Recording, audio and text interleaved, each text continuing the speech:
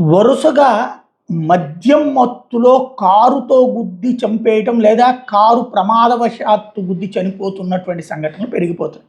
తాజాగా హైదరాబాద్ దగ్గర నార్సింగి దగ్గర మద్యం మత్తులో కారు నడిపి ఎదుటి వాళ్ళని గుద్దేసినటువంటి నేపథ్యంలో నలుగురు తీవ్ర గాయాల పాలైతే ఒకళ్ళు చనిపోయినటువంటి సంఘటన చోటు చేసుకుంది. రవీందర్ అనే ఆర్మీ జవాన్ చనిపోయారు. ముగ్గురు తీవ్రంగా గాయపడినటువంటి పరిస్థితి. ఇక్కడ సమస్య ఏంటంటే తాగుడుని ప్రభుత్వాలు ప్రోత్సహిస్తున్నాయి. తాగిన తర్వాతన వాళ్ళు చేసే విధ్వంసం అన్నటువంటిది సమాజాన్ని నాశనం చేస్తుంది. తాగి రోగాల పాలయ్యి చస్తారు. వాళ్ళు చేసే అకృత్యాల వలన జనం చస్తున్నారు. మందు కొట్టకుండా మర్డర్ ఎవడు చేయలేడు. మందు కొట్టకుండా తప్పుడు పని ఎవడూ చేయలేడు. తప్పుడు పని చెయ్యాలంటే మందు అనేటటువంటి మత్తు.